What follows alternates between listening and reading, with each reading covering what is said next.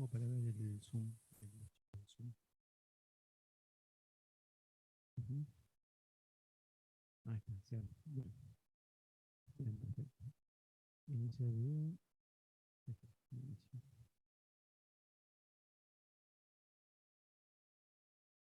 Y participantes.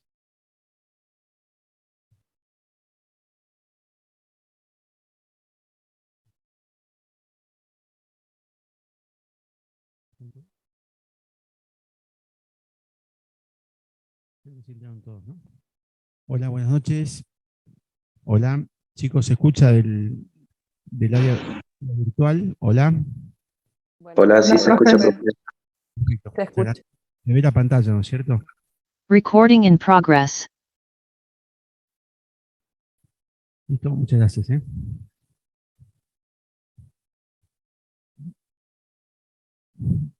Bueno, perfecto. Bueno, bárbaro. Bueno, Patri, ¿vos estás allá o no? Sí, estoy. Espectacular, entonces, buenísimo. Bueno, chicos, estamos por iniciar entonces el práctico número 13. Acá tenemos el público presencial. ¿eh? Y vamos con entonces, vamos, si les parece, al meollo de la cuestión que tiene que ver con el práctico 13 del 22. Impuesto a las ganancias, dice el práctico, sociedad de capital, disposición de fondos o bien a favor de terceros y dividendos fictos. ¿Está bien? Es el tema que tenemos que ver hoy, básicamente en materia de impuesto a las ganancias, ¿no es cierto? Yo entiendo que el tema ya lo veo en teoría, pero sin perjuicio de ello, haremos algunas aclaraciones lógicas que tienen que ver con el práctico y vinculado al tema teórico. ¿Está bien? Si cualquier duda, por favor, me detienen, me preguntan. Si no, yo pregunta al chat, no puedo ver, para que podamos avanzar. Bueno, en primer lugar, ¿qué tenemos? Tenemos dos casos. El primer caso es tratamiento de utilidades en ejercicios comerciales iniciados a partir del 1 del 1 del 2018. Este es el primer caso. Y el segundo caso, ¿sí?, que tenemos que ver es casualmente disposición de fondos o bienes a favor de terceros. ¿Está bien? Creo que el primer caso va a ser una especie de repaso de lo que ya conocen de tercera, pero viene bien como para empezar a trabajar la cuestión. ¿Está bien? Entonces, ¿por qué planteo, me dice, ejercicios comerciales iniciados a partir del 1 del 1 del 2018? Porque recuerden que la ley 27430 comienza sus efectos o su vigencia a partir de los ejercicios iniciados el 1 de enero de 2018. Esto no es un dato menor, porque esta es la gran reforma que se produce en el gobierno de Macri y genera importantes modificaciones en el texto de la ley. ¿Está bien? Entonces, este tratamiento fiscal es como consecuencia de esa reforma y a partir de ejercicios iniciados el 1 del 1 de 2018. ¿Está bien? BJC datos respecto a su primer ejercicio comercial con la finalidad de que determine el tributo y analice si corresponde la aplicación del artículo 74 de la ley del impuesto a las ganancias sobre utilidades acumuladas al mismo ejercicio. ¿Está bien? ¿Recuerdan que es el artículo 74? ¿Sí? ¿Se acuerdan? Los que tienen la ley acá, ¿lo pueden ver? Es el artículo 73, ya lo conocen, son las llamadas sociedades de capital, ¿no es cierto? Sobre ese tema no vamos a adentrarnos, que ya lo conocen. Pero ¿qué trata el artículo 74? ¿Sí?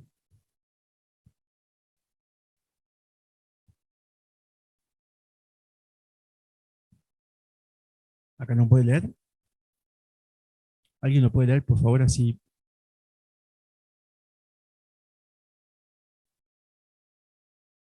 Bien.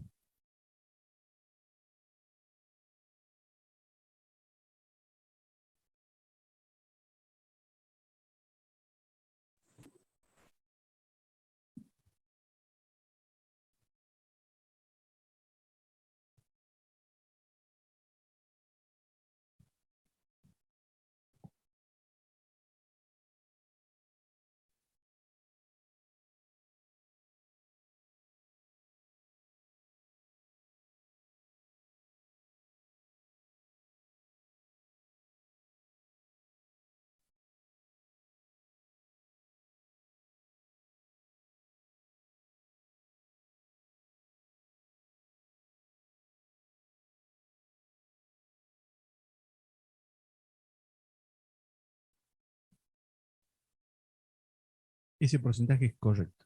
¿Sí? Ahora le explico por qué. Entonces tenemos el artículo 73, sociedades de capital. O sea, lo que hace el 73 nomina, ¿sí? Como gran hermano, nomina a ciertas sociedades que son llamadas sociedades de capital. ¿Está bien? ¿Cuál es la relevancia de este artículo? Que le da un tratamiento tributario a ciertas sociedades y van a tributar la sociedad, no los socios, sino la sociedad. ¿Estamos de acuerdo? Por ejemplo, la SRL, que para el derecho privado, en particular la Ley General de Sociedades, es una sociedad de personas, ¿sí? Para nosotros, impositivamente, es una sociedad de capital.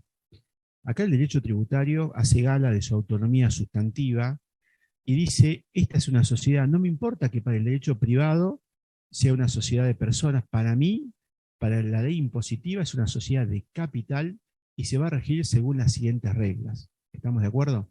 Y por ejemplo con la regla del artículo 74, que lo vamos a ver enseguida. Es decir que en verdad la ley impositiva acá determina qué sujetos van a tributar de una manera distinta. Y en verdad esto significa que las sociedades del 73, la sociedad anónima, la SRL, etcétera, van a tributar con una alícuota que antes de la reforma, bueno, en verdad tengo que ser sincero, yo hablo de la gran reforma 27430, y después hubo otras reformas. Pero hay una reforma que cambia la alícuota y la hace proporcional a las sociedades de capital, o la forma de tributar la sociedad de capital la hace proporcional. Hasta el año 17, 18 y 19 tributaban con una alícuota proporcional, 35 al 17, luego hay una disminución en el 18, pero básicamente siempre fue una alícuota proporcional. A partir de la reforma que vamos a ver del 21, la alícuota se hace progresiva. ¿Estamos de acuerdo? Pero cuando hablo de progresiva, no es la progresividad que tienen las personas físicas con el artículo 94, ¿no es cierto? Porque ahí tienen otro esquema. ¿Estamos de acuerdo? Entonces tengo dos mundos. Por un lado, personas humanas que tributan con el 94, alícuota progresiva, ¿se acuerdan del 5 al 35? ¿Estamos de acuerdo? ¿Sí? Y por otro lado está en la sociedad de capital, donde tributa la sociedad sin perjuicio de la existencia de los accionistas y va a tributar una alícuota proporcional. ¿Sí? Y ahora con la reforma del 21, una alícuota progresiva en 3 escalas. ¿Bien? ¿Vamos hasta acá? Pero ¿qué pasa? Antes de la reforma, esta de la gran reforma, los dividendos no estaban grabados en la ley de impuesto a las ganancias. ¿Sí? Patri, ¿se escucha bien allá? Consulta. Hola.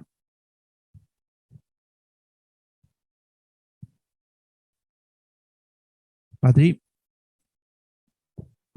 Chat, si me contestan, porque tengo miedo de seguir avanzando y...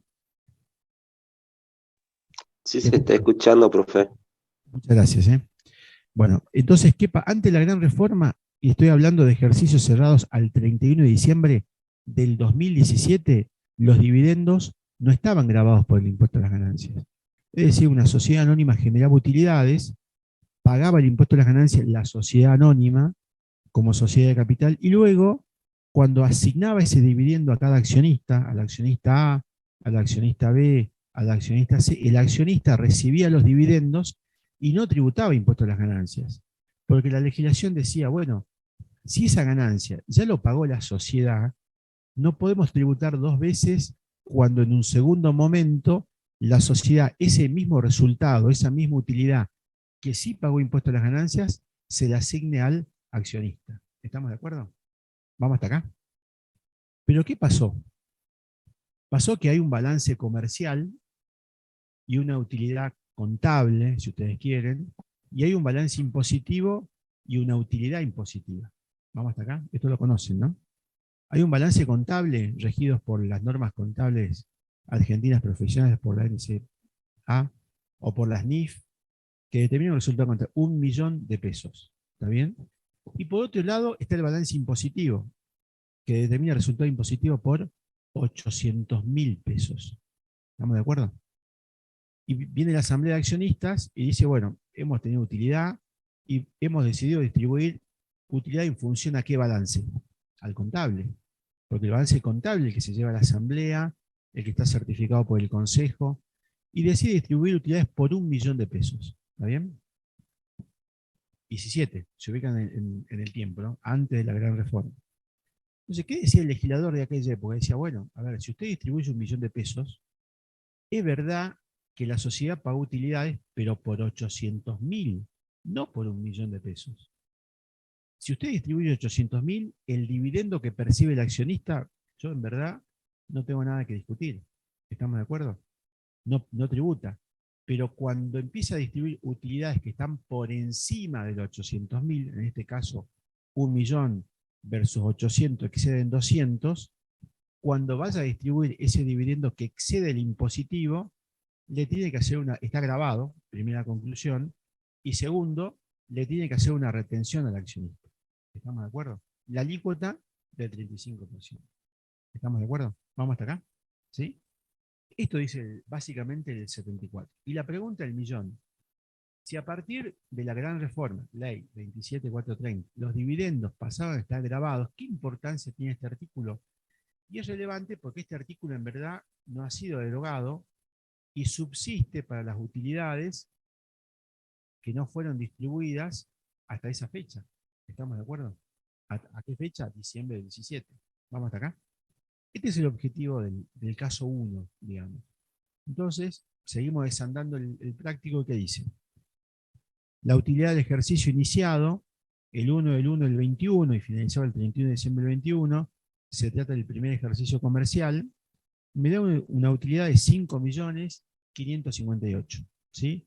Después de deducir RECPAM, ustedes saben que el RECPAM es la expresión contable del ajuste por inflación, ¿estamos de acuerdo? ¿Sí? Y el impuesto a las ganancias por la suma de 152.000. Las cifras finales para redondear, ¿no es cierto? Y tengo los ajustes impositivos. Entonces, ¿a dónde voy? Voy a determinar cuál es el resultado impositivo de la sociedad. Entonces, me traslado así ahora a la solución, ¿está bien? ¿Y qué tengo en la solución? Tengo la famosa hoja llave, ¿sí? La hoja de trabajo, el papel de trabajo, relevante, porque acá noto el motivo o las causas por las cuales determino el impuesto. ¿Estamos de acuerdo? ¿Sí? Entonces, ¿qué tengo? Tengo un papel de trabajo que dice concepto, normativa aplicable, columna 1, columna 2. ¿Está bien? ¿De dónde parto? Cuando se trata de una sociedad del artículo 73, ¿de dónde parto? Del balance comercial, porque la contabilidad ya está confeccionada. ¿Estamos de acuerdo? Entonces, parto de la utilidad de ejercicio contable, utilidad contable de 5.558.000. ¿Está bien? ¿Debo tributar sobre esta utilidad? La respuesta es no, porque tengo que hacer ajuste impositivo, porque esta utilidad puede contener conceptos exentos para el impuesto a las ganancias, puede contener conceptos no deducibles para el impuesto a las ganancias, es decir, que tengo que analizar si esa utilidad es realmente la utilidad sobre la cual debo pagar el impuesto a las ganancias. Entonces, con ajuste en más y ajuste en menos, voy a transformar la utilidad contable en utilidad impositiva. Voy a hacer una especie de transformación de ese resultado, porque lo que grava el impuesto a las ganancias es la ganancia impositiva, no la ganancia contable. ¿Estamos? Porque la ganancia contable está gobernada por los principios de la contabilidad, por las normas profesionales argentinas, o si una empresa que cotiza en bolsa y está regulada por la CNB, aplicará las NIC, que son las normas internacionales de contabilidad, y muchas veces las normas de evaluación o los criterios contables de las normas de evaluación contable no coinciden con las impositivas y me generan una ganancia en exceso que no tributa. ¿Estamos de acuerdo? ¿Vamos hasta acá? ¿Sí? Bueno, entonces lo primero que hago es pensar, este resultado contable, ¿cómo está? Y este resultado contable está incidido por el RECPAM, por la utilidad, perdón, por el ajuste por inflación, con lo cual el primer ajuste que debo hacer es sacarle el efecto del RECPAM contable, o sea, el ajuste impositivo, el ajuste por inflación contable, digamos. Según el planteo, son 30.000 pesos, ¿sí? Y según el planteo, es una pérdida por 30.000 pesos. Entonces, ¿qué tengo que hacer? ¿Sumar o restar? Sumar.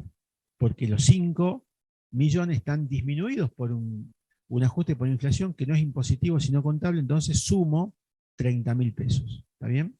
Y me dice además que hay un impuesto a las ganancias deducido de ese resultado de 152.000 pesos. ¿El impuesto a las ganancias es deducible en la determinación del impuesto a las ganancias? No, entonces hago un ajuste en más. ¿Sí? Artículo 92, inciso D de la ley, devuelvo los 152 y llego a un subtotal que se llama resultado histórico, porque saqué el efecto de la inflación, del impuesto a las ganancias antes del impuesto a las ganancias.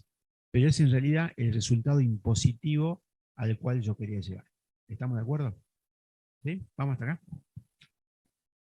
Supongamos por un momento que yo tengo impuesto a las ganancias por 152.000 y tengo intereses resarcitorios de impuesto a las ganancias 50.000 pesos. Cuando hago el ajuste en más, devuelvo el impuesto a las ganancias más el interés. ¿Se entiende la pregunta? ¿Ve? ¿Qué hago? ¿O solamente el impuesto a las ganancias y no el interés?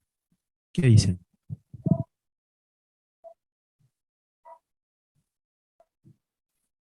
Solo el impuesto a las ganancias. Perfecto. ¿Por qué? Porque ¿qué dice el artículo 92, inciso D? Que no se puede deducir el impuesto de esta ley y no hace referencia a los accesorios. De hecho, los accesorios por el 227 del decreto se pueden deducir perfectamente. ¿Vamos hasta acá? ¿Sí? O sea que en verdad en el impuesto a las ganancias, si ustedes quieren, no se cumple el principio de que lo accesorio sigue la suerte de su principal. Acá hay otro principio del derecho civil que no se cumple, porque en verdad acá el principal no lo puedo deducir, pero el accesorio sí. ¿Estamos de acuerdo? Entonces, en verdad, fíjense que hay reglas que uno tiene, digamos, aprendidas a fuego, lo tiene ya en el ADN, que no en todos los casos la vamos a cumplir. ¿Por qué? Porque me tengo que regir por la autonomía del derecho tributario, en particular del impuesto a la ganancia. Bien, vamos hasta acá. Si tenemos el tema hasta acá, llega una utilidad de 5.741.000 y vamos a los ajustes que me propone el planteo. Punto 1, me dice deudores incobrables, contablemente se han deducido deudores incobrables por 20.000 pesos, impositivamente se ha optado por el sistema del cargo directo al resultado del ejercicio y no se han verificado las condiciones normativas para efectuar la deducción. ¿Estamos de acuerdo? Entonces yo, ¿qué hago? ¿Es un incobrable? Sí, perfecto. Pero ¿qué me dice el planteo? Mire, es un incobrable, pero impositivamente no lo es. ¿Por qué? Porque no cumplió con las condiciones normativas para efectuar la deducción. ¿Y cuáles son las condiciones normativas? Y a modo de repaso, no es un examen. ¿Cuáles son las condiciones normativas para deducirme un deudor incobrable?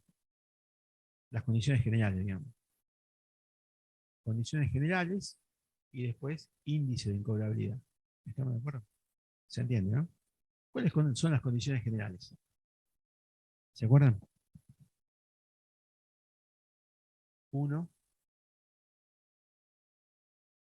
Muy bien, que estén originadas en operaciones comerciales. 2. Que correspondan al ejercicio por el cual se le quiere el gravamen. Y 3, que no está en la ley, pero sí lo dice la jurisprudencia, que el contribuyente haya demostrado que inició gestiones tendientes a su cobro. ¿Estamos de acuerdo? Tiene que ser un contribuyente diligente en el cobro de sus créditos. Ejemplo, ustedes saben que uno de los índices es el concurso preventivo, ¿está bien? Y mi cliente se presenta en concurso y yo no voy a verificar el crédito, no me presento, no hago ninguna gestión para conseguir el cobro de ese mal crédito. Es como que yo estoy desinteresado del cobro, porque si no verifico, significa que no voy a cobrar.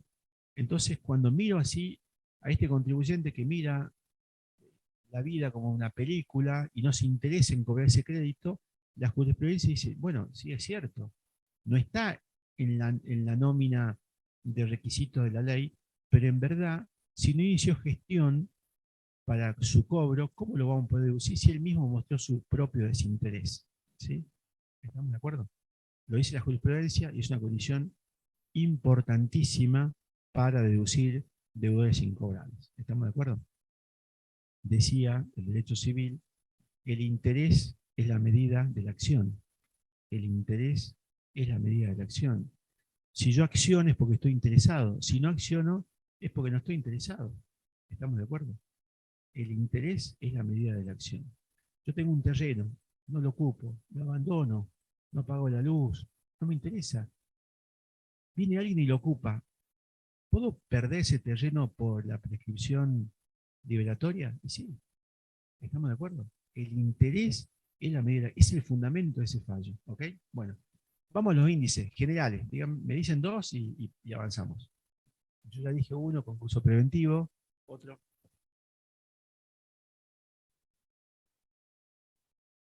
Bueno, es la hermana gemela. Otro. Desaparición fehaciente del deudor. Muy bien. El cobro compulsivo, la demanda judicial, ¿no es cierto? ¿Estamos de acuerdo? Desaparición fehaciente del deudor, muy, muy bueno. Es un dato que no me quiero detener, pero hay algo más para hablar de ese tema, pero avanzamos. Bueno, entonces acá, ¿qué dice la solución? Mire, no aplicamos el 91, evidentemente, ¿sí? Ajustamos en 20.000 pesos. ¿Ok? Vamos hasta acá. Punto 2, devengado exigible.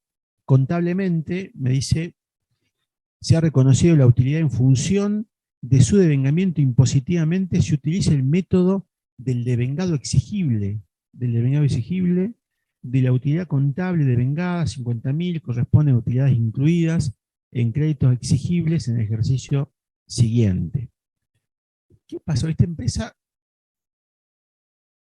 ¿cómo contabiliza sus ventas? Por un principio que gobierna toda la contabilidad que se llama devengado. ¿Estamos de acuerdo? No me acuerdo a qué se dedica, pero que nos dice, pero supongamos que vende heladeras, vende 10 heladeras, por más que la cobre el año siguiente, la ganancia está devengada en este ejercicio, porque se produjo la venta. ¿Estamos de acuerdo? ¿Sí? Ahora, ¿qué pasa si esta empresa de electrodomésticos salteña dice, no, yo esta heladera, por el mundial, o estos televisores, lo voy a vender en 24 cuotas, y yo lo voy a financiar? ¿Estamos de acuerdo? Fíjense que la ganancia, si yo miro este método del devengado exigible, ¿sí? Yo podía prorratear la ganancia en este ejercicio y en el siguiente. ¿Estamos de acuerdo? ¿Sí? ¿Por qué? Porque el método del devengado exigible, ¿qué dice? Dice, bueno, cuando yo vendo bienes de cambio y los financio en más de 10 periodos, mensuales obviamente, yo puedo prorratear la ganancia en cada cuota. ¿Sí? ¿Estamos de acuerdo? Yo digo, bueno, a ver, cuando vendo una heladera gano 1.000, pero si lo vendo hagamos 12.000 para que el ejemplo sea más redondo, pero si lo vendo en 12 cuotas y esa cantidad de cuotas excede en el ejercicio, claramente, si la promoción es ahora por el Mundial Qatar 2020, parte se va a vengar en este ejercicio y parte en el próximo. Entonces esa ganancia de 12.000 pesos no la voy a tributar en este ejercicio, que sería la lógica del devengamiento, sino voy a tributar la ganancia contenida en cada cuota, en la medida de su vencimiento. ¿Estamos de acuerdo? En la medida que se vaya devengando y, como dice la norma, en la medida que cada cuota sea exigible. Entonces yo, con este criterio, en este ejercicio, y siguiendo este ejemplo, voy a tributar por, supongamos que la venta es en octubre, es un televisor 80 pulgadas, 1.000 en octubre, 1.000 en noviembre, 3.000 pesos. Y el próximo ejercicio, los otros 9.000. Es decir, imputé la ganancia con un criterio distinto. Pero ese criterio no es contable, es impositivo. El auditor, cuando confeccionó el balance, me imputó la ganancia del televisor 80 pulgadas, el 100% en este ejercicio, que es el 21 que estamos analizando. ¿Está bien? ¿Por qué? Porque él rige su contabilidad por el principio común, que es el devengado. Entonces yo tengo más ganancia en el balance o menos ganancia impositiva. Respuesta. Menos, profesor. Ajuste es en menos. Y tengo más ganancia en el balance. Bien. Por eso el ajuste es en menos, Menos. por. ¿Está bien? Vamos hasta acá. ¿Se entiende, no? Bueno, ajuste de evaluación, bienes de cambio. El planteo me dice bienes de cambio, existencia final, valuación contable a 350.000, valuación impositiva 405. Esto me parece que está claro, ¿sí? Como la impositiva final es menor, mi costo es, si mi existencia final ¿Vieron evaluación de bien de cambio ya o no? ¿No? ¿Sí? Ah, bueno, entonces es así. Mi existencia final impositiva es menor que la contable. Menor. Es decir, ¿cómo es la ecuación? Costo de mercadería vendida igual existencia inicial más compra menos existencia final. Si la existencia final es menor, baja, mi costo es mayor. Mayor, Mi ganancia, mayor. Menor. sí. Ganancia es menor. Ah, Existencia, menor, sí. ¿cierto? Existencia final. ¿Sí? ¿Estamos acá? Si la existencia final es menor, ¿sí? Mi costo es mayor. Mayor. Es menor. Entonces la pregunta es, ¿por qué tengo un ajuste positivo en la hoja de llamada? Y ustedes rápidamente me Porque tienen, la, porque dio el ejemplo porque anterior. la, ¿Por qué? Porque fíjense que en la existencia final es mayor que la contable. Entonces repasemos, yo lo hice a propósito para que lo pensemos, pero la existencia final es mayor. Mi costo entonces es menor, mi ganancia es mayor, por eso. aumenta. ¿Me entiende? Vamos hasta acá. Entonces fíjense que tenemos que darle lógica al tema para poder hacer el ajuste. Vamos hasta acá, ¿sí? 55, ajuste positivo, norma que aplicamos en el artículo 56. Creo que acá no hay dudas, ¿sí? Bienes de uso, me dice el planteo, amortización impositiva superan las contables en 40.000 pesos. Entonces, si el planteo me dice que la amortización impositiva es mayor, ¿sí? ¿Qué hago? ¿Un ajuste en más o un ajuste en menos?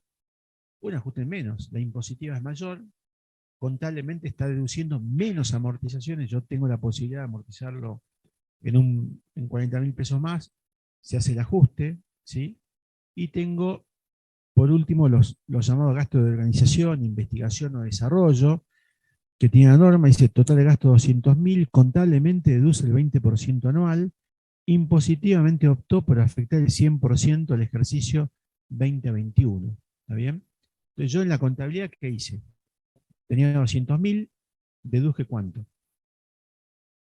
La cuota de amortización, ¿sí? Y en consecuencia, yo como impositivamente quiero deducir el 100%, ¿qué ajuste hago? ¿Los 200.000 o 160.000? 160.000. ¿Por qué?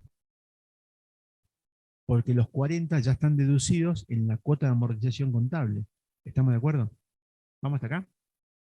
Pero lo importante es que la norma me dice que lo puedo deducir en un 100% en este ejercicio. ¿Está bien? Pensemos del año que viene. Mismo caso. Yo impositivamente este año me deduje todo. Cuando venga la cuota de amortización contable, estoy pensando en el 2022. ¿Qué ajuste hago? ¿Positivo o negativo? Ajuste en más. Ajuste Más. en más. Muy bien. ¿Por qué? Porque yo me anticipé a deducir el 100% en este ejercicio. El año que viene, cuando la contabilidad me siga amortizando estos gastos de organización, yo impositivamente tengo que decir, no, momento, yo ya me lo deduje en el 21. No hay razón para que yo siga deduciendo y en consecuencia, como él resta la cuota de amortización, yo la asumo en más. ¿Está bien? ¿Se entiende? Esta es la lógica, la dinámica que tenemos que seguir. ¿Bien? Dividendos, último ajuste que propone el tema, dice la utilidad contable de 100.000 pesos, contiene un dividendo puesto a disposición en el ejercicio por AMASA, Sociedad Anónima, ¿sí? Sociedad en la que BJ posee participación. En algún momento BJ dijo, voy a comprar acciones de esta sociedad que parece prometedora, ¿sí? Se dedica a la fabricación de paneles solares. Y esta empresa de paneles solares empezó a vender sus productos y empezó a generar utilidades. Amasa entonces dice, bueno, tengo dividendos y se lo asigno a mi socio. ¿Quién es mi socio? BJCA. ¿Estamos de acuerdo? Ese dividendo, ¿qué es en la contabilidad? Una ganancia. ¿Sí? ¿Estamos de acuerdo? ¿Y el dividendo qué es para mí? ¿Un concepto grabado o no grabado? ¿Mm? ¿Grabado o no grabado? ¿Qué dicen? ¿Cómo dice la norma que? Muy bien, es no computable. Vamos al artículo 68, ¿le parece? ¿Alguien lee el 68? Es no computable. No es ni exento, ni no grabado, ni es no computable. ¿Está bien? Vamos. ¿Quién puede leer la ley? Así descanso la garganta, que tuve un día de muchas reuniones y tengo la voz cansada. 68, primer párrafo nada más, ¿no? ¿Qué dice?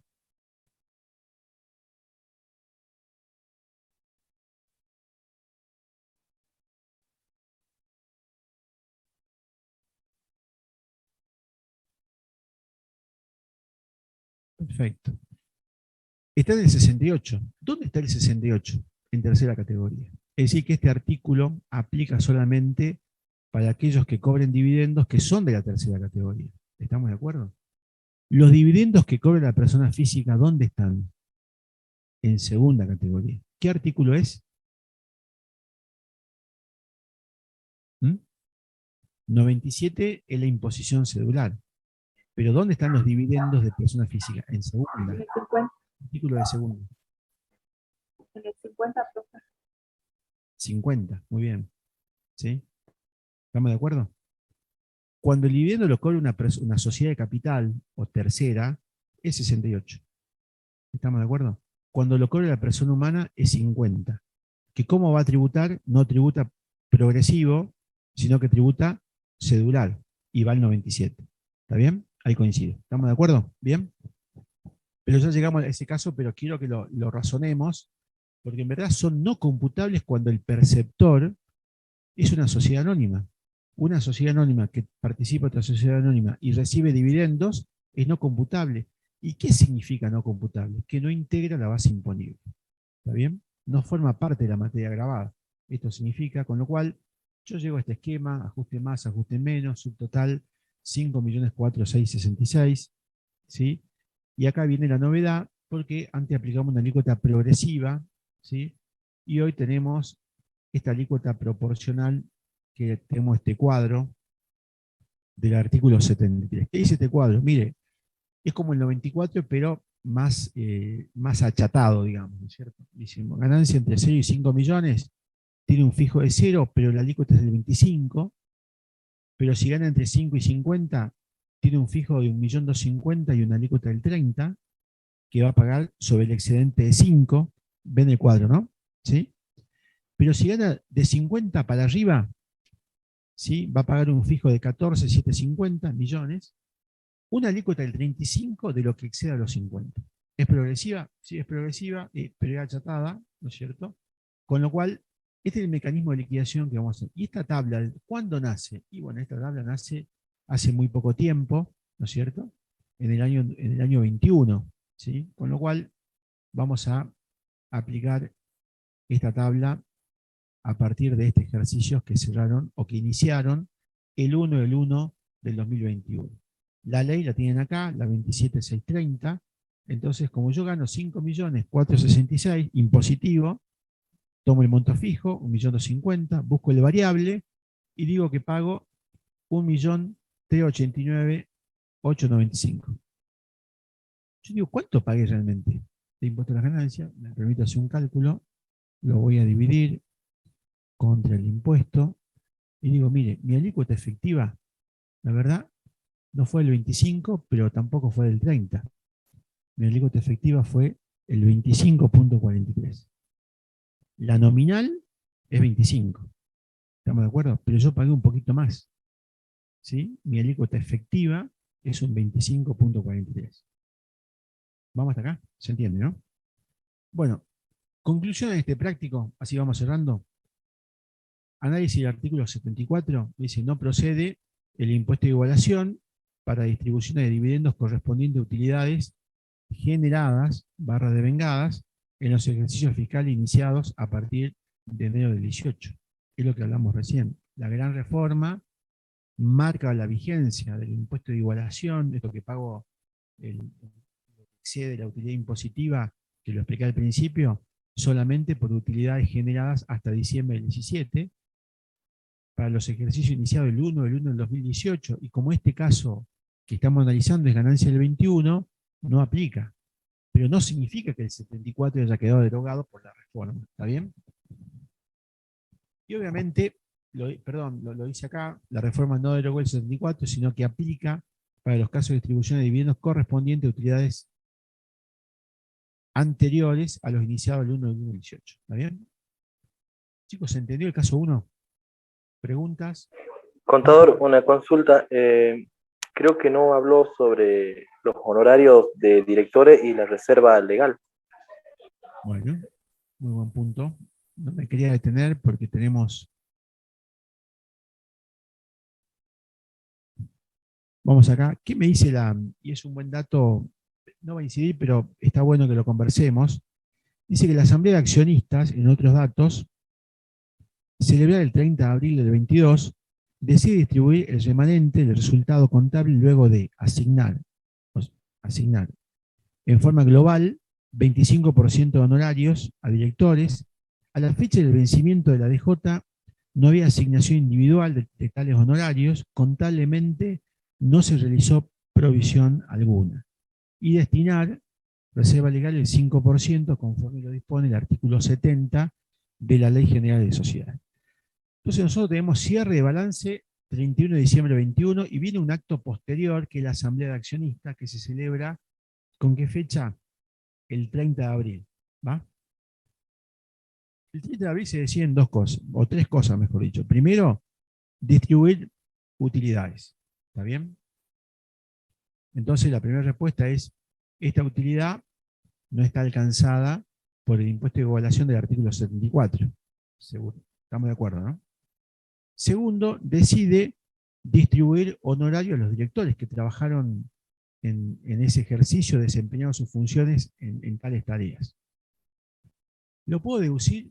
La respuesta es no, porque fíjense que acá hay un dato esencial en la norma, que los honorarios de directores yo lo puedo deducir solo en la medida en que yo apruebe esa asignación individual antes del vencimiento de la declaración jurada, pero de forma individual. ¿Está bien? Acá el planteo me dice que yo lo apruebo antes del vencimiento, porque el 30 de abril es antes del vencimiento. Ustedes recuerden que la sociedad de capital, cuyo ejercicio es diciembre 21, la DECLA vence en mayo 22, ¿está bien? Entonces, ¿qué me pasa acá? Pero me falta un requisito, que no hice la asignación individual y es condición sine qua non para que yo lo pueda deducir, ¿está bien? ¿Cuándo lo deduzco? Si bien el acto asambleario es en abril 22, lo puedo deducir al ejercicio 21, ¿está bien? ¿Por qué? Porque la tarea o el desempeño o los honorarios que yo quiero pagar corresponden a la labor desarrollada por el accionista o el director en este caso durante el ejercicio 21. ¿Está bien? Entonces está bien que la norma mire en retrospectiva, pero me pone una segunda condición, que esta aprobación o esta asignación de honorarios yo lo tenga que hacer antes del vencimiento de la declaración jurada. ¿Está bien? Esto significa que yo, por eso, perdón, la solución dice 0. ¿Sí? No puedo deducir, dice la solución. No hay asignación individual. ¿Está bien? Ahora, la pregunta es, si yo subsano esto, obviamente de manera posterior, ¿lo puedo deducir en el balance 2022? Sí, por supuesto. Cuando cumpla las condiciones, lo podré deducir. ¿Está bien? Entonces, cuando el balance que cierra del 22, que se va a aprobar en abril 23, en esa declaración jurada podré deducir estos honorarios, que en esta declaración jurada no lo puedo deducir porque no cumplí con una condición, pero en la medida que la subsane a futuro, lo voy a deducir en el 22. ¿Está bien? ¿Se entiende, no? Y la reserva legal en verdad tiene un movimiento patrimonial que no tiene incidencia en la determinación, por eso no me afecta la determinación del resultado. ¿Bien? Y le agradezco la aclaración al alumno, así me permite avanzar con el otro punto. Bueno, si no hay dudas, vamos a disposición de fondos a favor de terceros, ¿sí? Esto creo que ya en teoría lo vieron, así que acá me voy a centrar en el caso puntual, para no demorarlos con la teoría. ¿Qué tenemos acá? La figura creo que la conocen, es el artículo 76 de la norma, lo tienen en la solución. y el 189, tercer párrafo del decreto reglamentario. ¿Está bien? Ahí tienen toda la cuestión. La norma supone, presume, mejor dicho, sin admitir prueba en contrario, que toda colocación de fondos, disposición de fondos, dice la norma, a favor de un tercero, ¿sí?, que no es en el interés de la compañía, es un préstamo. Es un préstamo encubierto y en consecuencia devenga interés. ¿Estamos de acuerdo? El socio se llevó plata, retiró fondos. El socio retiró fondos para pagar su viaje a Europa. ¿Es el interés de la compañía? No. En consecuencia dice, bueno, es un tercero respecto a la sociedad, y la verdad que sí, respecto a la sociedad es un tercero, entonces es un préstamo que hizo la compañía, que aunque las partes hayan dicho que no devenga interés, porque estamos en otro escenario, estamos en el 76, que no admite prueba en contrario, la sociedad tiene que devengar un interés como si fuese un préstamo cualquiera. ¿Estamos de acuerdo? ¿Por qué? Porque es una disposición de fondos. ¿Bien? Ojo, la disposición de fondos puede ser de plata, de fondos, como dice la norma, o de bienes. ¿Bien? Pueden ser disposición de bienes también, perfectamente. Yo siempre doy el ejemplo.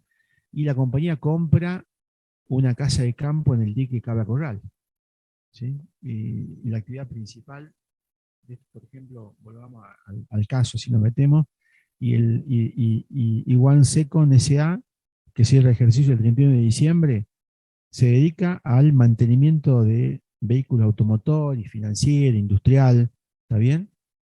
Y esa casa de campo, curiosamente, se ocupaba todos los fines de semana por los accionistas de la compañía. ¿Hay disposición de fondos? Sí, claramente, pero no de fondos, sino de bienes, a favor de terceros. ¿Vamos hasta acá? O sea que la empresa distrajo fondos de la compañía para hacer una inversión privada o de la familia, que nada tiene que ver con el giro empresario. En consecuencia, eso es una locación o es una colocación de capital. ¿Bien? Se entiende el concepto, ¿no? Voy rápido porque creo que ya en práctica, digo en teoría, lo vieron. Bueno, los accionistas son Pérez 50%, director titular, inscripto en impuesto a las ganancias, González 50%, es director suplente, no se encuentra inscripto en impuesto a las ganancias, ¿está bien? Porque es suplente. En ambos ejercicios el impuesto a las ganancias contabilizado coincide con el determinado según normas impositivas. Pero ¿qué pasa? Me pongo a analizar, ¿sí?, información relevante, me dice el planteo, y me dice tengo resultado contable antes del impuesto a las ganancias, 1 millón, que es ganancia, y ajuste impositivo antes de analizar el rubros créditos, 100.000 pesos impositivo. Esto ya lo veo en la hoja llave enseguida. Pero ¿qué pasa? Yo me pongo a analizar la cuenta rubro créditos. Ya no estoy en el resultado, estoy mirando la situación patrimonial. ¿Y qué encuentro ahí? Encuentro punto 1, préstamo a terceros, y la contabilidad me dice que el 1 de marzo del 21 concedió un préstamo a José Puertas, ¿sí?, no relacionado con la actividad comercial. El importe del préstamo son 100.000, el vencimiento es el 31 de octubre, la noche de Halloween, tiene que aparecer José Puertas vestido de, no sé, y pagar la obligación, ¿está bien? Se pactó sin intereses, y los fondos fueron devueltos a su vencimiento, y el día 4 del 11 se le otorgó un nuevo préstamo de 50.000 en idénticas condiciones. ¿Está bien? Vamos hasta acá. ¿Quién es José Puerta? Hasta acá es un desconocido, un tercero. ¿Está bien? ¿Qué hacemos nosotros? Digo, bueno, ¿esto qué es? Mire, esto es un préstamo encubierto. Tomo el importe, 100.000, me devuelve 100.000, el saldo es 0, la tasa anual vigente supuesta es el 45%, y la tasa diaria, que voy a tomar la tasa del 45 dividido 365, me da la tasa diaria, y tengo una fecha de inicio, el 1 de marzo. ¿Qué es el 1 de marzo? El día en que le concedí el préstamo, ¿sí? ¿Qué es 31 de octubre? La fecha de devolución. Entonces yo tengo que devengar un interés del 30.08, y en consecuencia yo tengo una disposición de fondos, interés, digamos, de 30.082. ¿Está bien? ¿Qué pasó después? Se llevó otros 50.000. Al cierre no me lo devolvió, hago el análisis, saldo 50.000, tasa vigente 45, la diaria es exactamente la misma, inicio 4 del 11, y 31 del 12 es la fecha de cierre del ejercicio, que a esa fecha no estaba de vuelta. En consecuencia, hay un interés del 7,03 y 3.513 de interés que me tiene que va a ser la base imponible para el cálculo del impuesto a las ganancias. Es decir, se totalizaron como interés presunto 33.595. ¿Por qué? Porque hubo un préstamo que, por más que las partes hayan dicho que no deben interés, la norma, como presume que es así sin admitir prueba en contrario, en consecuencia se dispara el interés presunto, digamos. ¿Está bien? Chicos, ¿se entiende hasta acá? ¿Sí? ¿Se entiende el objeto de la figura? Allá los chicos del aula virtual.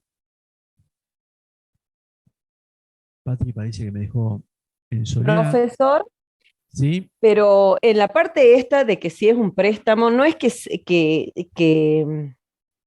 no, que sí se puede, si admite prueba en contrario, no es para la venta de inmuebles que no admite prueba en contrario. Es una muy buena pregunta. Es una muy buena pregunta porque acá estamos en tercera categoría y la norma que aplicamos, que dije yo, es el artículo 76. Tercera Sí. categoría, sociedad de capital. ¿Está bien? O tercera. Sí. En segunda categoría hay una norma similar, muy parecida, pero se aplica a las personas humanas. Artículo, ¿se acuerdan? No me acuerdo el número. 52. 52, sí. Donde hay una Bien, persona profe. parecida, pero aplica para segunda categoría, para persona física. Acá estamos, yo dije, hay dos mundos, ¿no? No es la guerra de los mundos, hay dos mundos.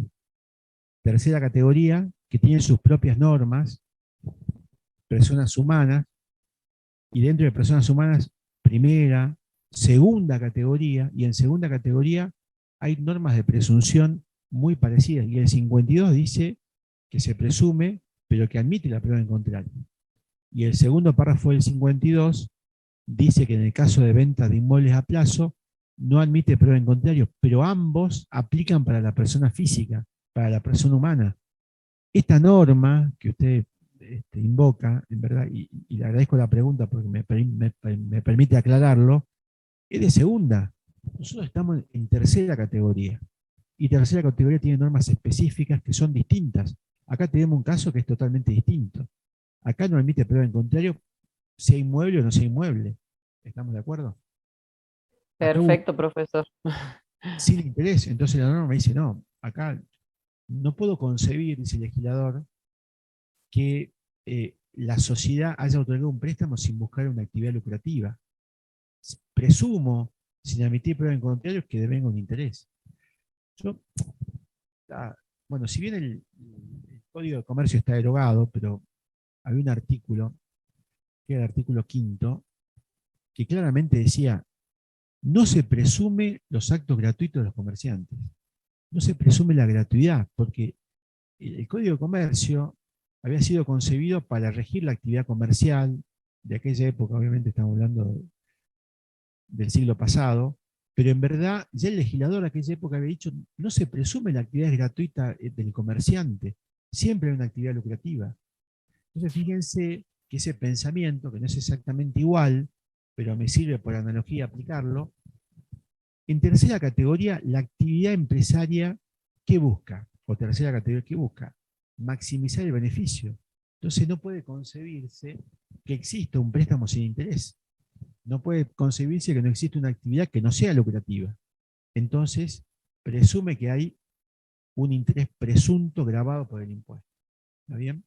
Pero vuelvo a repetir, es el mundo de tercera categoría y después está el mundo de personas humanas, donde hay una norma similar en segunda.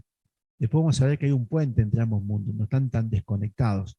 Pero en verdad, hoy podemos decir esto con claridad, que tercera categoría se rige por normas totalmente distintas a las que conocen hasta ahora. ¿Está bien? Vamos hasta acá, espero que haber contestado su pregunta y le agradezco la participación. Profe, Sí. y para el periodo siguiente, de nuevo habría que calcular los intereses presuntos hasta el vencimiento. Supongamos que estos 50.000, José Puertas, ¿sí?, no aparezca a pagar hasta diciembre del 22 y todo el año, de punta a punta, va a generar un interés presunto. porque mientras se mantenga el crédito, se mantiene la disposición y en consecuencia de punta a punta se genera un interés presunto, obviamente que es extremadamente gravoso, ¿no? ¿Está bien? ¿Bien? Bien, profe. Perfecto, gracias. Vamos al segundo punto, que son aportes irrevocables. XXA, en la que Second One no posee participación alguna. Dichos aportes no han sido capitalizados. En el mes de mayo del 22, dichos aportes son devueltos a su valor nominal. A su valor nominal, o sea, aportó 75.000 y devolvió 75.000. Fecha del aporte, octubre del 21. ¿Estamos de acuerdo? ¿Qué es el aporte irrevocable? Recuerden que cuando una sociedad puede hacer un aumento de capital, ¿sí?, en el cual aparecen los accionistas que suscriben acciones y pasan a ser, obviamente, compran acciones y reciben el título, acción, pero hay algo intermedio que son los aportes irrevocables a cuenta de la futura emisión de acciones. Hay tanta premura a veces en las compañías en conseguir fondos que le piden a los accionistas o a terceros que hagan aportes con el compromiso de liberar acciones a futuro. ¿Por qué? Porque no es tan rápido el procedimiento, tengo que llamar a asamblea, convocar, publicar edictos y aprobar el aporte. Y ahí, en esa asamblea que se aprueba el aporte se transforma en capital. Pero hay un tiempo, ¿no es cierto? Hay un íter, un plazo entre el aporte y la capitalización. Por eso cuando yo aporto, es la promesa de convertirlo en capital. ¿Está bien? Pero ¿qué pasa acá? El planteo me dice, mira, hice un aporte, ¿sí?, en la cual Second One no posee participación, ¿sí? No soy ni accionista de esa compañía. Aporto, los aportes no han sido capitalizados y dichos aportes son devueltos, ¿sí? Son devueltos por su valor de 75.000 pesos. ¿Qué hacemos? Vamos a la solución. 75.000. La devolución es en mayo 22, ¿sí? Tomo los 75.000, busco la alícuota nominal, supuesta 45, hoy es mucho más alta, por supuesto, con la inflación. Busco la diaria. ¿Cuándo fue la fecha de inicio? 20 de octubre. ¿Cuál es la tasa del cierre? 31 de diciembre. Busco la tasa y en consecuencia tengo un interés de 6.657. ¿Está bien? Vamos hasta acá. ¿Esto está bien? Sí, por supuesto que está bien. Porque la realidad indica que no fue un aporte irrevocable. ¿Estamos de acuerdo? La realidad indica que no fue un aporte irrevocable. Si yo hago un aporte irrevocable y después pido la devolución, entonces ¿qué era? Era revocable. Y no había intención de capitalizar. ¿Estamos de acuerdo? Y en consecuencia, ¿qué es? Corro el velo. Busco la realidad económica. ¿Qué dice la realidad económica? Que era un préstamo. ¿Estamos de acuerdo? Y si era un préstamo, el legislador se pregunta, ¿y no le cobró interés? Qué raro. Pero el fisco dice, tengo el 76. Presumo, sin admitir prueba en contrario, que toda disposición de fondos devenga un interés equivalente a, y es lo que hicimos acá. Si yo corro la realidad, fíjense que tengo una figura que parece impecable. Una sociedad necesita fondos, recibe un aporte irrevocable a cuenta de futura suscripción de acciones, pasa un año y le devuelvo en valor nominal. ¿Sí? ¿Qué dice el fisco? Fíjense que tiene un antecedente, el dictamen 56 del año 2004, este tema ya se debatía, ¿sí? Y el Tribunal Fiscal en la sala dijo, no, esto evidentemente no es un aporte irrevocable. Si yo corro el velo y quiero ver la realidad económica contenida o la realidad económica subyacente en ese instituto, y descubro que no es un aporte. O sea, aparece después la legislación de personas jurídicas de Buenos Aires, en la figura del doctor Ricardo Nissen, que actualmente es director de personas jurídicas, pero en aquel momento dijo, miren, acá esto lo tenemos que reglamentar, porque es un abuso. Un aporte irrevocable no puede tener vocación de permanencia, no puede estar 5 años sin capitalizarse. Y estableció un plazo de 180 días. Entonces, cuando yo tengo un aporte irrevocable Y si en el plazo de 180 días no lo capitalizo, automáticamente se transforma en un préstamo, forma parte del pasivo de la compañía. ¿Está bien? Persona Jurídica de Buenos Aires. En el año 2018, Persona Jurídica de Salta toma la normativa y establece una norma de similar característica. Entonces yo, cuando tengo un aporte irrevocable, yo sé que tengo 180 días para capitalizar. Si capitalizo dentro de los 180 días, es aporte irrevocable porque lo convertí en acciones y no tengo esta figura. Pero si excede ese tiempo, lo tengo que sacar del patrimonio neto, ¿está bien? Porque el aporte irrevocable es donde está en la situación patrimonial y dentro del estado de evolución del patrimonio neto, lo tengo que incorporar al elenco de proveedores que tiene la compañía y engrosa el pasivo. ¿Y si es pasivo, qué es? Deuda. Y si es deuda, si es deuda, tengo que pagar interés. Si la otra compañía lo pone como deuda, yo en realidad tengo un crédito, ¿no es cierto? Y si tengo un crédito y él lo pone como deuda, me parece que la lógica indica que está grabado, ¿no es cierto? ¿Se entiende, chico, el caso? Sí, dígame.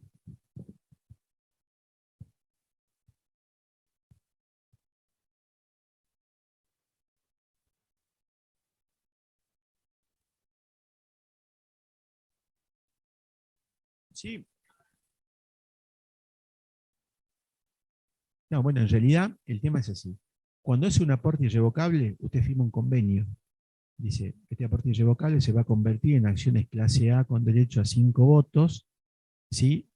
Y el directorio de la compañía se compromete a llamar a asamblea en el plazo de 30 días para convertir este aporte irrevocable en capital. ¿Está bien? Porque si usted es un inversionista, ¿qué busca? Busca las acciones. ¿Está bien? ¿Por qué? Porque las acciones le dan derecho al dividendo. El aporte irrevocable, y podemos discutirlo, ¿no es cierto? ¿Está bien? Entonces, usted va a buscar, usted tiene ese interés de hacerlo. Ahora, ¿puede ocurrir que pase más de 180 días y no se capitalice y que la mora no sea imputable a One Second? Sí, puede ser. Me pasó en la pandemia que teníamos que capitalizar y no se pudo convocar. Y pasaron los 180 días.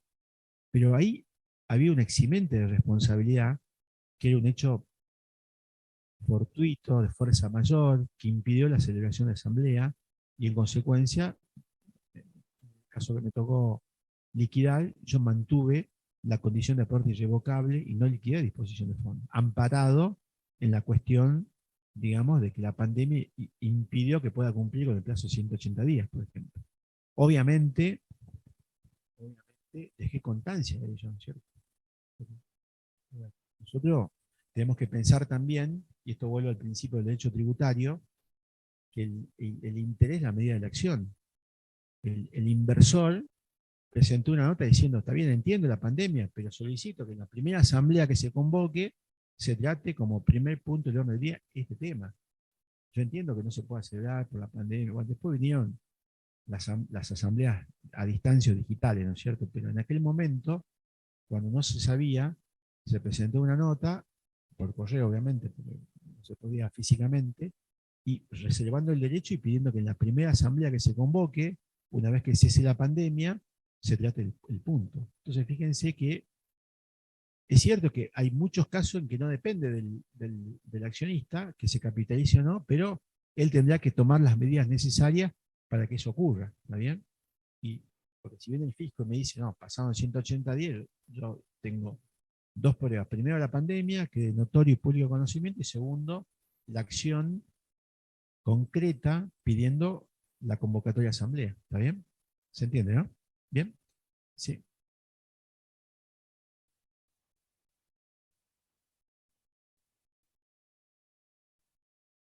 Sí, claro. Claro, claro. Es muy buena la pregunta. Fíjense cómo lo resolvimos nosotros. Nosotros lo resolvimos. ¿Con qué fecha? Fíjense. Digo nosotros por el práctico de la cátedra, ¿no?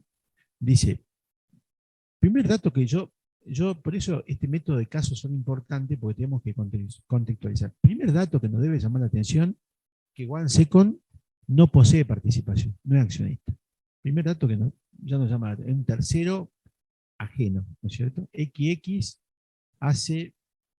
fabrica helado y one second que hace mantenimiento del automotor, una actividad totalmente ajena. Por ejemplo, no quiero tomar distancia del caso.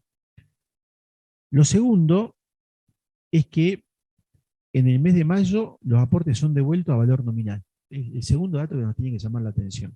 ¿Está bien? Porque me devuelve sin ningún tipo de interés, sin ningún tipo de resarcimiento. ¿Está bien?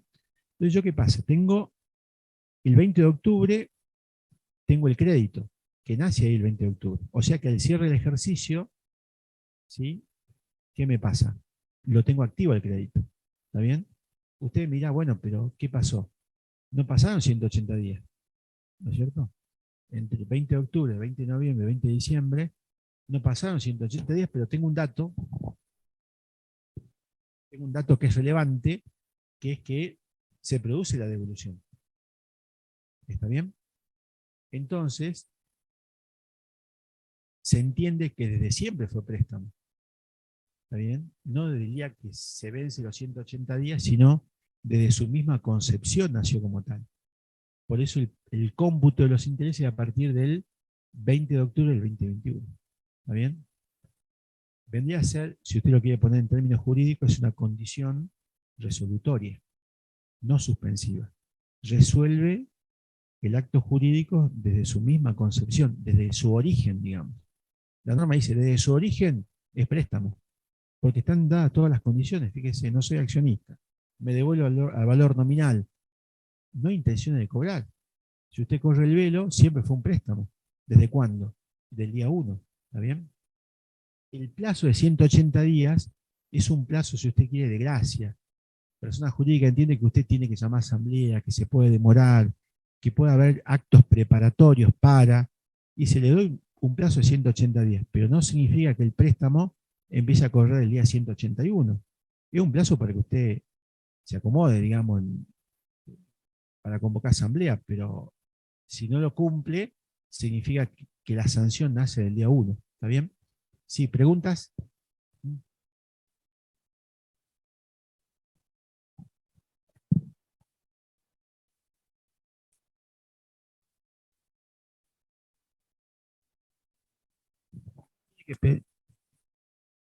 No, tiene que compararlo con la tasa que fija la ley, ¿no es cierto?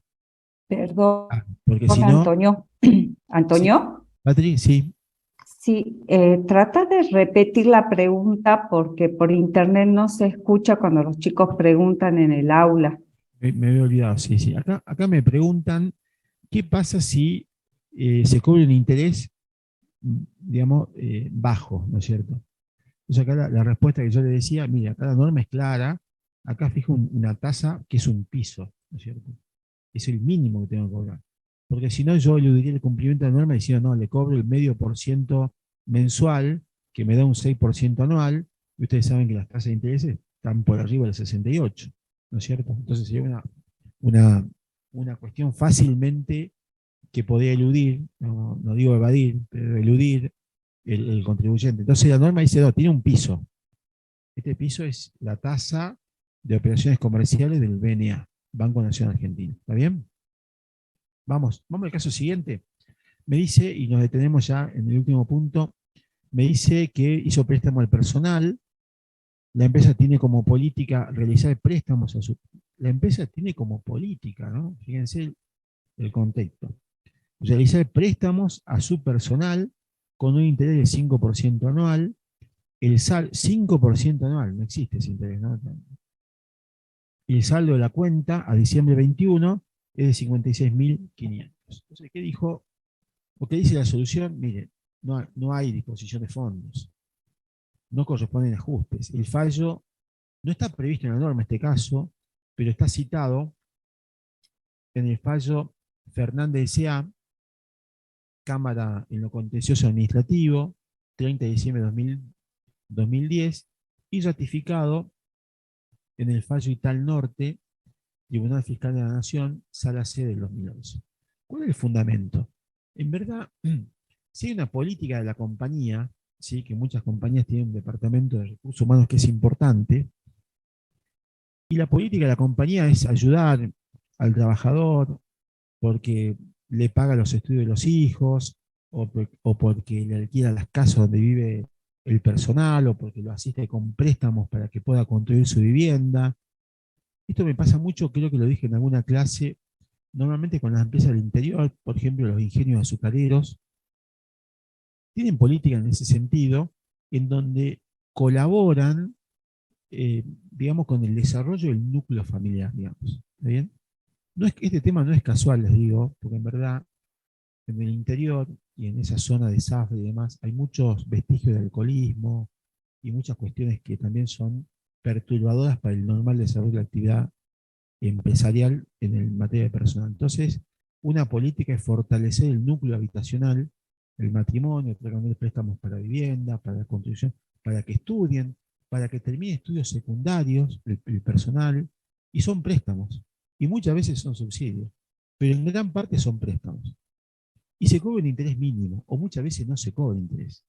En este caso se cobró un interés mínimo por debajo de lo que charlamos recién, y la justicia entendió que acá no hay disposición de fondos, porque primero que no está claro que no sea en el interés de la compañía. O sea, una política de recursos humanos orientada a fidelizar al personal, a darle oportunidades de mejora, porque se fortalece el núcleo familiar y en consecuencia el esquema laboral tiene un giro importante de 180 grados, me parece que es hasta discutible que no sea el interés de la compañía, porque hace su personal, hace el interés de la compañía, claramente. El recurso humano es clave en muchos emprendimientos. Es clave el recurso humano, por ejemplo, me pasa en el estudio, el recurso humano es todo, porque nosotros, los contadores o los abogados, brindan servicios personalísimos, ¿sí? Como decía el derecho romano, intuito persona. Es una prestación personalísima. No se puede delegar a una PC, a una computadora. No, no, acá el servicio, entonces el recurso humano es esencial. Fíjense ustedes, si yo miro el presupuesto de, no sé, de una escuela o del Ministerio de Educación, seguramente el 80% de ese presupuesto o más está afectado al pago de sueldo. ¿Por qué? Porque la educación es personalísima. No puedo delegar la educación de la maestra, no la puedo delegar.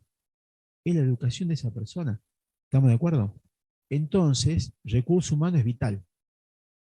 Tanto es vital que se encuentra emparentado con este concepto de que el pago es en interés de la compañía. ¿Estamos de acuerdo? Y en consecuencia, el Tribunal Fiscal y la Cámara han dicho en distintas causas que no genera disposición de fondos. Bien, vamos hasta acá. ¿Se entiende, chicos? Bueno, si hasta acá veníamos bien, ahora les pido que se despierten, porque lo que viene es la reforma y genera algunas cuestiones que no pueden generar dudas. ¿Está bien? Son retiro de los socios. ¿Cómo vamos con el tiempo? 18, venimos bien. La empresa tiene como política realizar préstamos a su personal, perdón, ya lo leí, retiro de los socios. Detalle de fondos retirados por los socios durante el 21. Me dice que Pérez retiró 150, 120, total 270, y que González retiró 150, 150, total 300. Anticipo, bueno, analizo esta primera parte, ¿sí? El tema de los retiros, ¿sí? Voy a la solución. ¿Y qué tengo que ver? Bueno, miro el estado contable del 2020, ¿cuánto fue? 600.000 pesos. ¿De dónde surge ese dato? Del planteo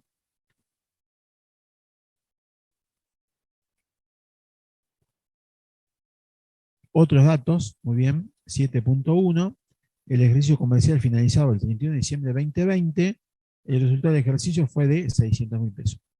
Estamos hablando del 2020, ¿no? A esa fecha no existían resultados acumulados de ejercicios anteriores. ¿Está bien? La asamblea celebrada el 20 de marzo del 2021, pero mirando el ejercicio 2020, decidió asignarle 20.000 al director Pérez en concepto de honorarios por el ejercicio 2020 y destinar el 5% del resultado a reserva legal. ¿Sí? Al 31 de diciembre de 2020, el director Pérez había efectuado retiros a cuenta de sus honorarios correspondientes al año 2020 por idéntico importe asignado en la asamblea. Estos son los datos que vamos a tener en cuenta hasta acá. Pero yo, ¿qué tengo? Tengo en la contabilidad retiros que hizo el socio. ¿Esos retiros qué son? ¿Son disposición de fondos? o son dividendos fictos? Esta es la pregunta del millón. ¿Está bien? Lo que retiró, ¿qué es? Entonces analizamos. Tenemos los datos acá. Resultado contable, 600.000, ¿sí? Digo que la utilidad asignada al director son 20.000, afectada a la reserva legal 30, y me queda utilidad contable de distribuir 550. ¿Está bien? Esto es lo que yo tengo para repartir, digamos. ¿Ok? Y si yo quiero repartir, tengo que pensar que, y si son socios, la mitad de ese resultado se lo lleva Pérez y la mitad González. O sea, 275, que es el 50% de 550, y 275. ¿Está bien? Ahora hago el análisis. ¿Qué pasó? Al 31 de diciembre, yo tengo un saldo de utilidad de 275. ¿Está bien? ¿Se entiende por qué tengo esa utilidad? Es la utilidad que yo tenía para distribuir en el año 2020. Vamos hasta acá, 275. La pregunta para que ustedes se ubiquen, ¿decidió la Asamblea distribuir dividendos en la Asamblea del 2021? ¿O no? No decidió distribuir dividendos. ¿Estamos de acuerdo? Porque si hubiera decidido distribuir dividendos, no cabe en duda que son dividendos. Acá el problema es los dividendos fictos. ¿Por qué se llaman fictos? Porque se presume que son dividendos, aunque el socio se lo ha llevado bajo otro concepto u otra figura. Vamos al 50, ¿lo pueden leer? Primer párrafo del 50. Dividendos fictos, ¿qué dice? Así nos ubicamos en la figura porque si no, no se va a entender lo que queremos explicar.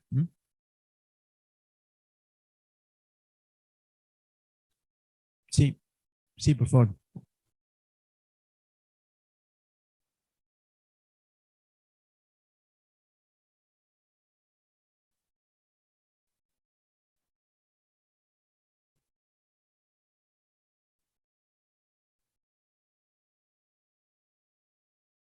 Perfecto.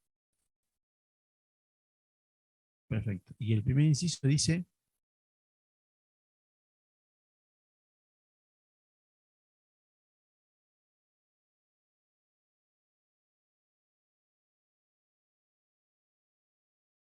bien, realicen retiro de fondos por cualquier causa. ¿Estamos de acuerdo?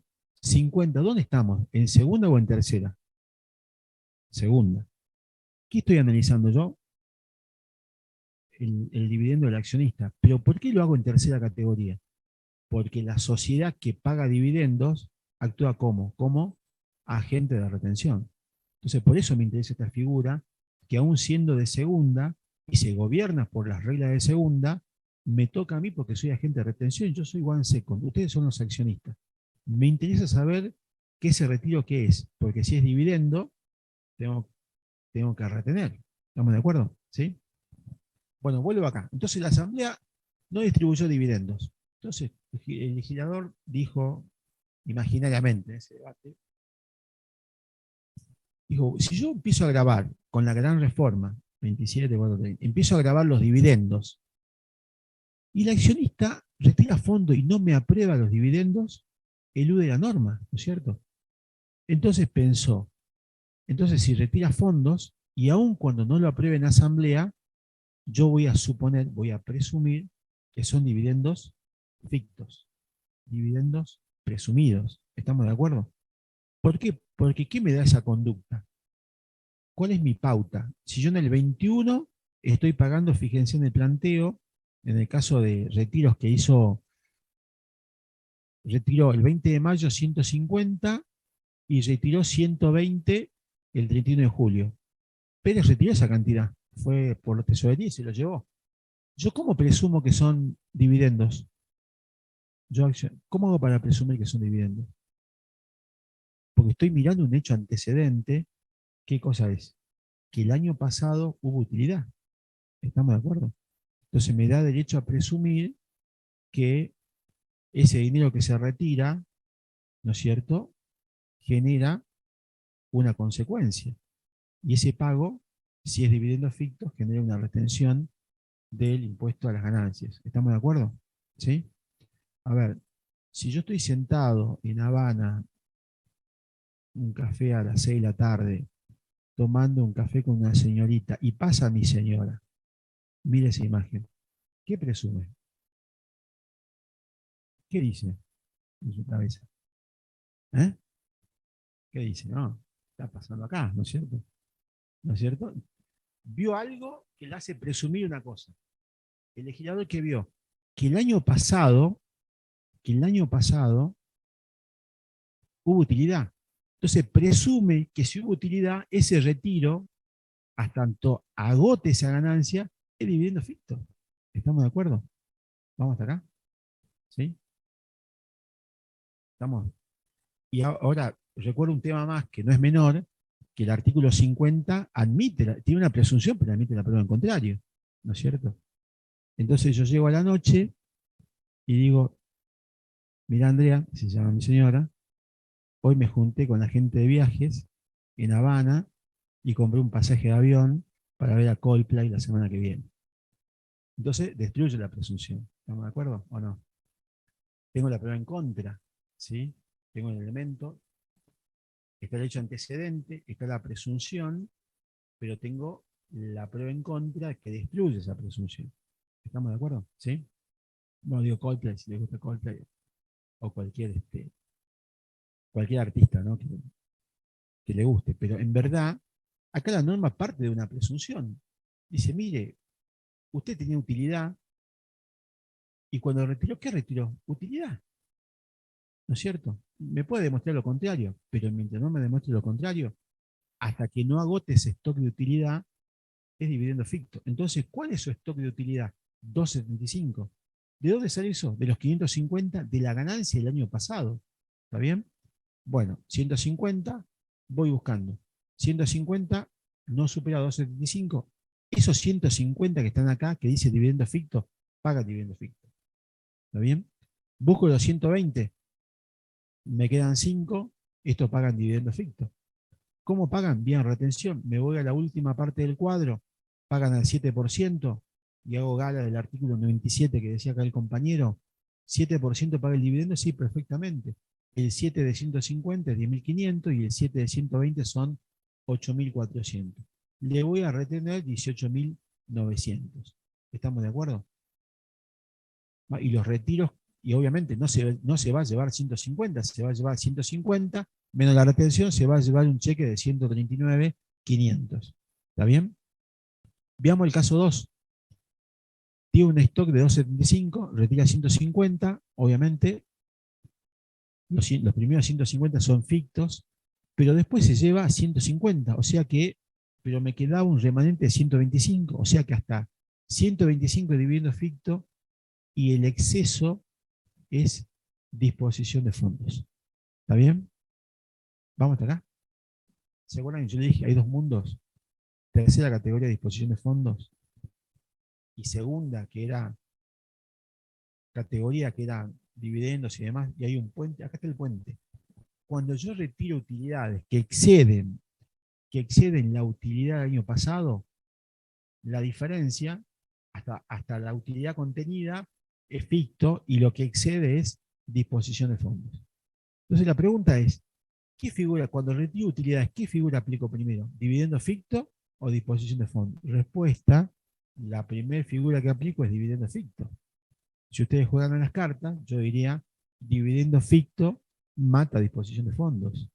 Dividendo ficto mata disposición de fondos. Primero aplico dividendo ficto y luego, por el remanente, disposición de fondos. ¿Estamos de acuerdo? ¿Sí? ¿Vamos hasta acá? Entonces, ¿qué tengo que llevar a mi análisis de disposición de fondos? Los 25. Los 25.000. ¿Por qué? Porque ese es disposición de fondos. ¿Estamos de acuerdo? Lo otro entró en otro análisis. Entró en el 97. ¿Sí? Entró en imposición cedular. Vía retención, por supuesto. ¿No es cierto? Entonces tomo los 25 y bueno, es el retiro que sí genera disposición de fondos. ¿Sí? Busco la tasa.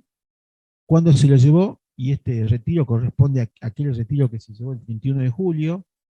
A diciembre existía. Esto va hasta el cierre de ejercicio, tasa 18.86, interés por disposición de fondos, 4.715. Bien, chicos, ¿se entendió? Sí, me detuve porque era importante que lo comprendan, digamos. Bien. Los chicos del aula virtual, ¿bien? Sí, profe. Veo chat. Ah.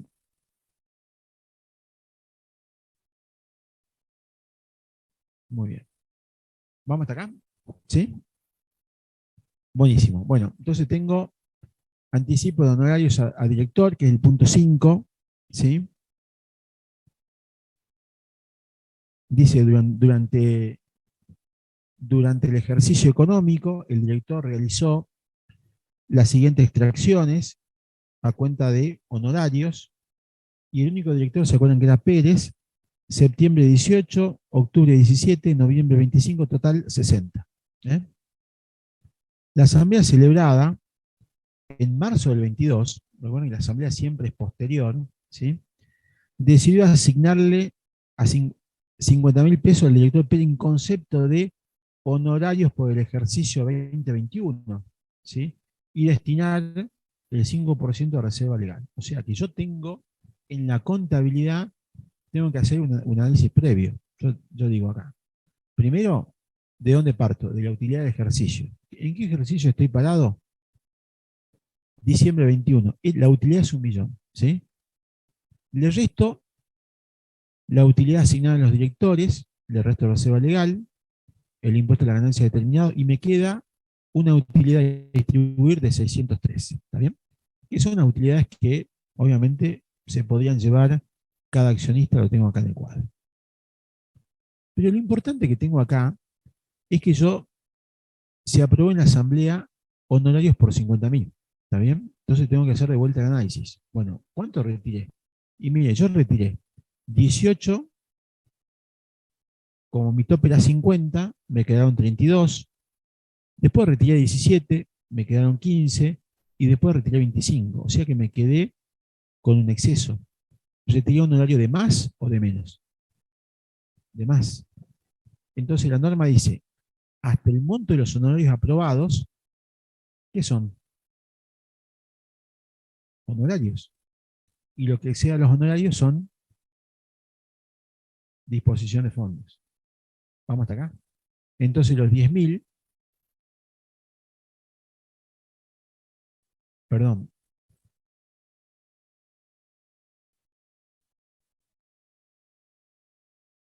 acá viene un tema, porque yo estoy analizando la figura de Pérez, y Pérez, recuerden, que se había quedado con un saldito de 5.000 acá, de utilidades. ¿Está bien? ¿Se ubican? Entonces esos 10.000 son, 5.000 son disposición de fondos y 5.000 son dividendos fictos. Entonces yo voy a tomar solamente para disposición de fondos los segundos 5.000. ¿Me siguen? ¿Vamos de vuelta? Yo no le puedo ver la cara a los chicos de la virtual, pero acá hay cara de preocupación. ¿Eh? ¿Yo puedo deducir los honorarios de directores? Sí, claramente. Pero tiene un tope. ¿Cuál es mi tope? ¿Cómo se llama el tope de honorarios?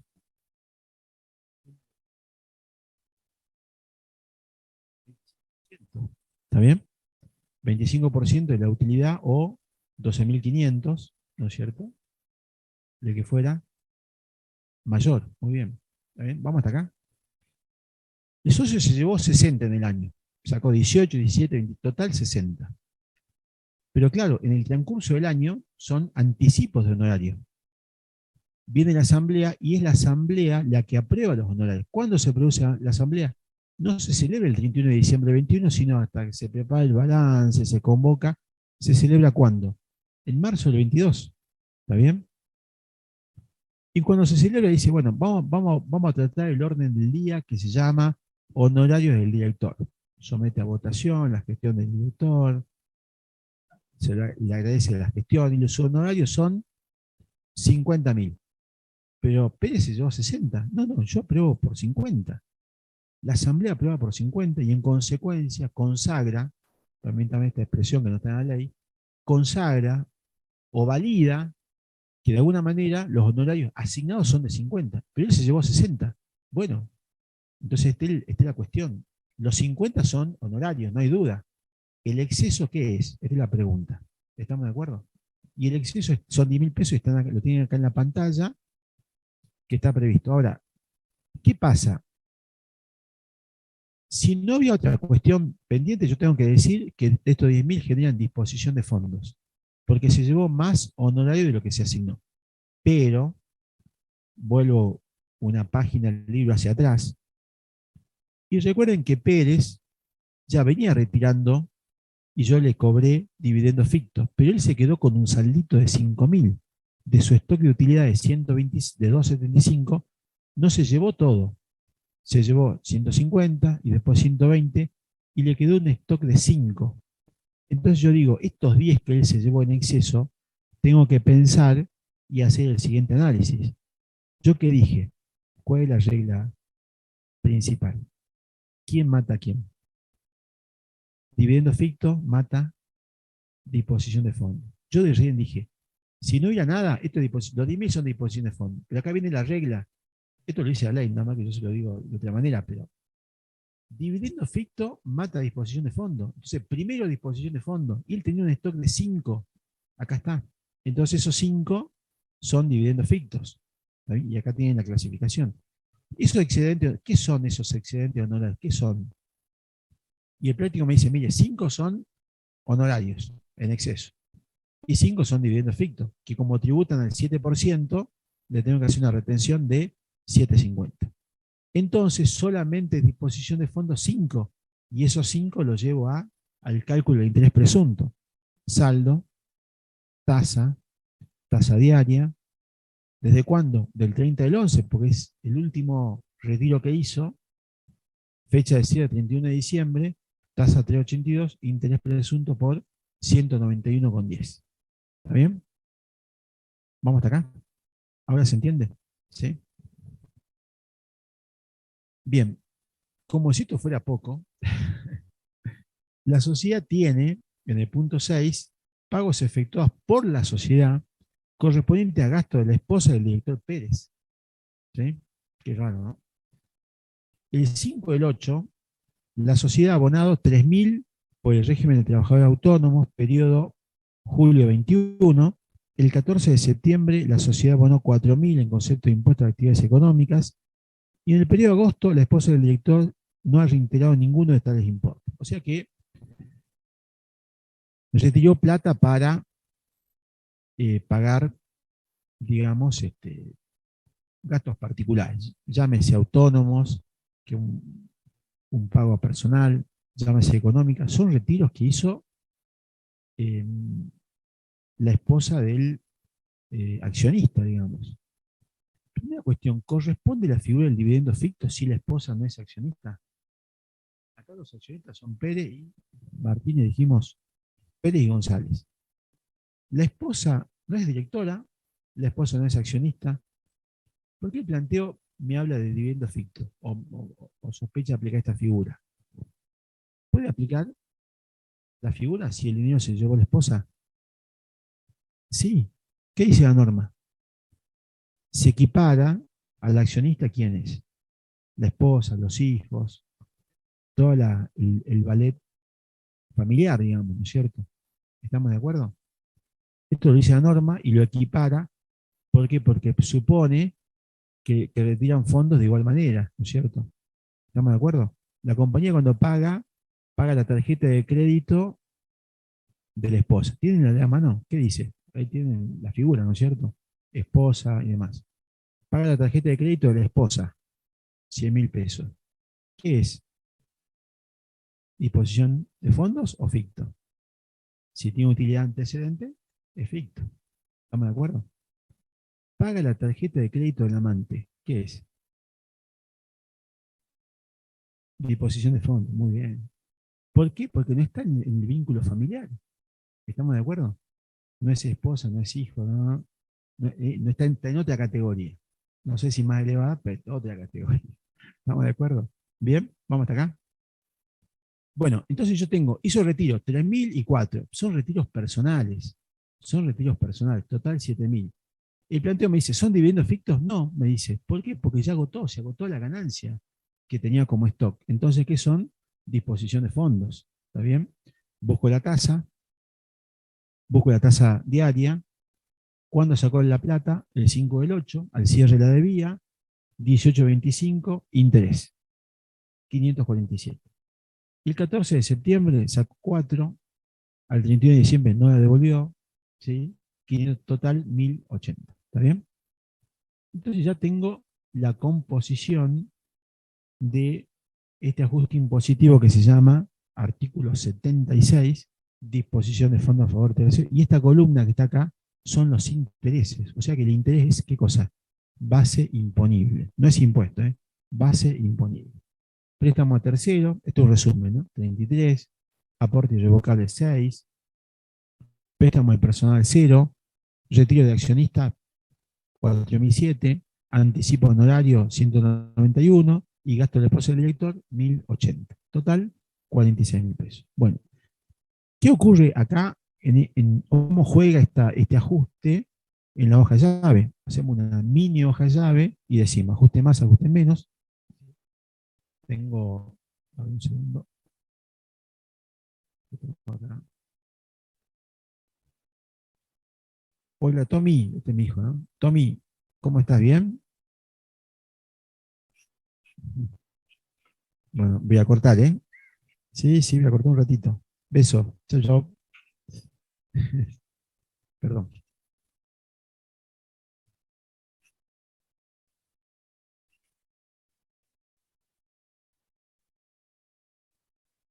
Bueno, entonces tengo resultado contable, 1.000.000, ¿sí? Ajuste impositivos, 100.000, ¿estamos de acuerdo? ¿Sí? 100.000. ¿De dónde salen los 100.000? Es un dato que viene del planteo en la parte de arriba, ¿sí? Ajusten más, ¿estamos de acuerdo? Y acá viene, fíjense, el ajuste de disposición de fondos. ¿Ese ajuste qué es? ¿Positivo o negativo?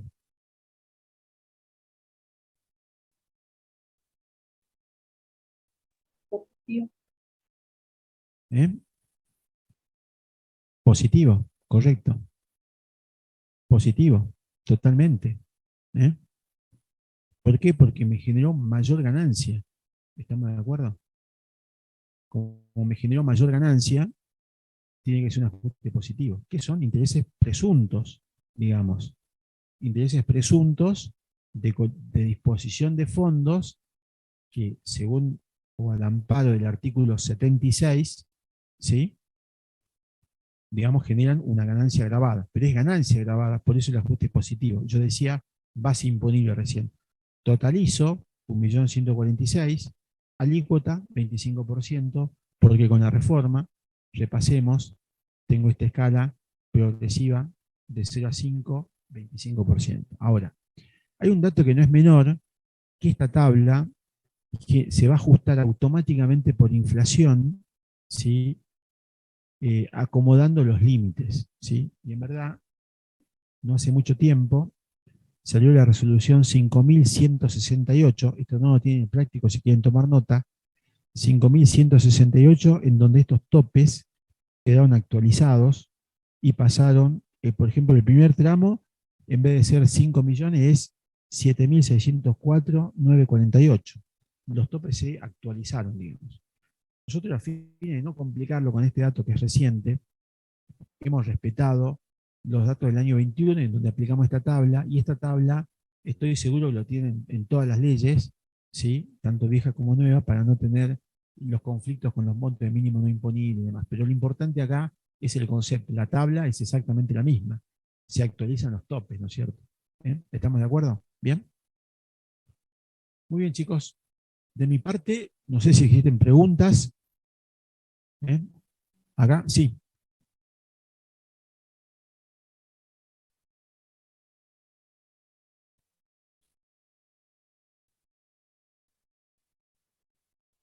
Ah, no, claro, si usted lo devuelve, no hay disposición de fondos.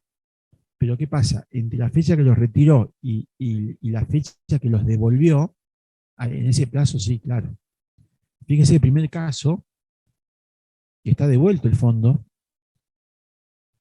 ¿sí? Fíjese, dice, los 100.000 pesos, tiene un importe, el saldo del cierre es cero, pero en el interregno que va entre que tomó el préstamo y lo devolvió, generó disposición de fondos.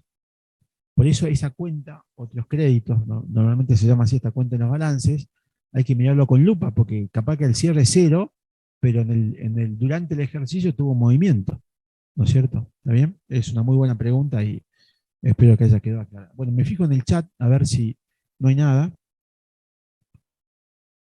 Profe, yo tengo una duda. Sí, ¿cómo no?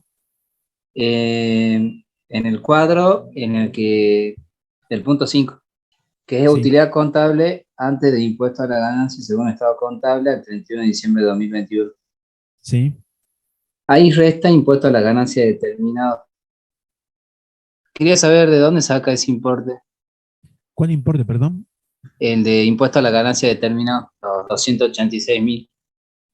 Esto creo que viene de un dato del planteo, no está calculado. A ver.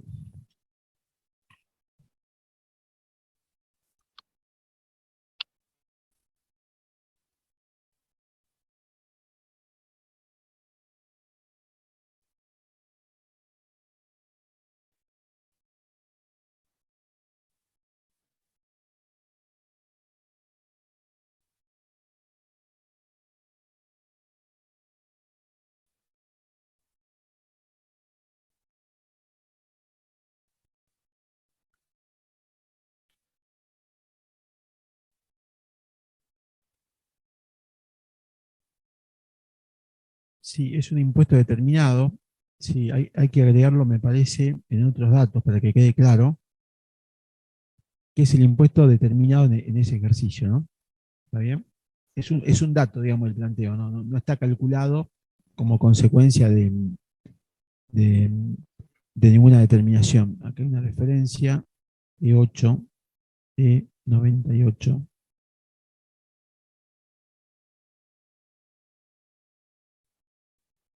Perdón, lo está tomando de acá, del cálculo que se hizo cuando se determinó el impuesto.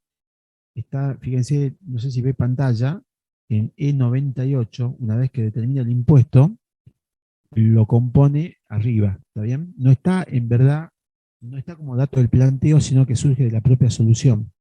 ¿Está bien? Bien, Así. profe. Bien, perfecto. Muy bien, sí. Ah, perfecto. Buenísimo, muchas gracias. Bueno, si no existe otra pregunta, chicos, damos por finalizada la clase. Espero que se haya entendido el tema. Es un tema arduo, complejo, pero creo que merecía esta conversación pausada. Bueno, de mi parte nada más, chicos, muchas gracias en el aula virtual y quedamos en contacto para la próxima clase. Muchas gracias. Hasta luego. Hasta luego, profe. ¿Sí?